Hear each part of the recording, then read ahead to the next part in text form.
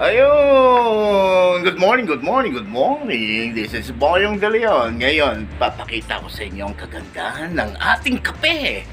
Ang Glyco Kape. Ipapaliwanag ni Doktora kung ano ang naidudulot na health benefits ng Glyco Kape.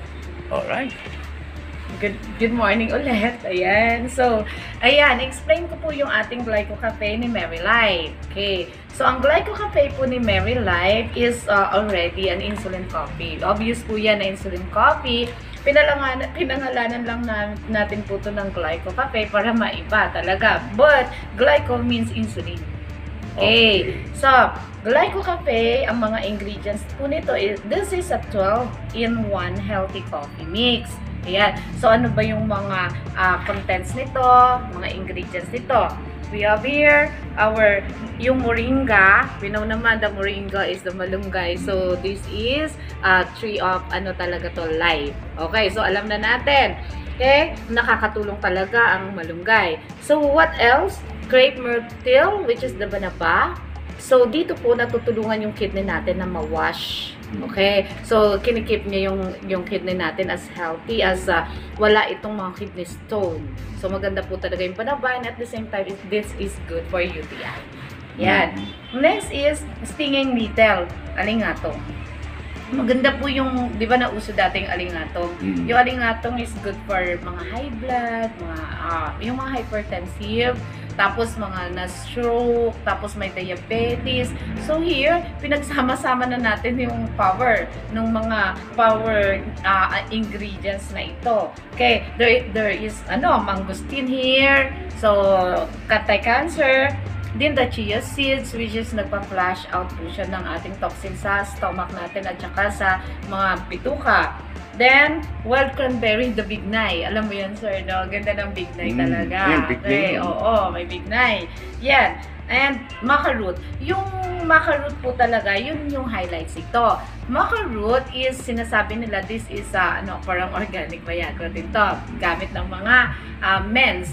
But then, ang sabi nung mga women's dito na ma-attend sa akin, sabi, ayaw namin yan, ma'am. Kasi baka mamaya, yung husband namin, di ba ganon? Pero alam nyo ba na maganda ito sa mga kababaihan din at the same time. Ang maca root po kasi, ang ginagawa ng maca root is, alam mo yung, ang babae talaga laging may toyo yan. Okay? Masungit. So, kami naman na mga golden years na, okay, mas masungit pa.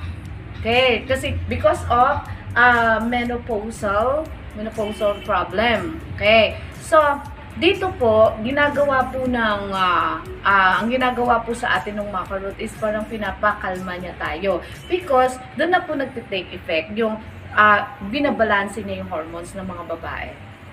Kaya medyo bumabait na rin. At the same time, may sedative effect to.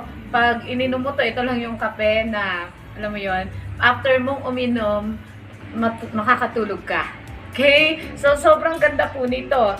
Then, yung bitter melon, which is the ampalaya, meron na po yan. Pambababa niya inyong blood sugar and also the insulin gland. Andito na po yan. And, of course, the sweetener is the stevia. So, you can enjoy this pag coffee nyo, ginagamit natin every day. So, masarap siya. Masarap ang lasa, di ba, sir?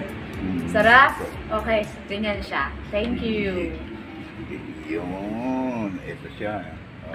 Ginamit na. Yun. Ayun! So, naintindihan ninyo ang Glyco Cafe. Kung gusto nyo bumait ang inyong mga misis, ay inumin nyo ng Glyco Cafe. Sigurado, mawawala ang kanilang mga toyo, sabi ni ma'am. Okay.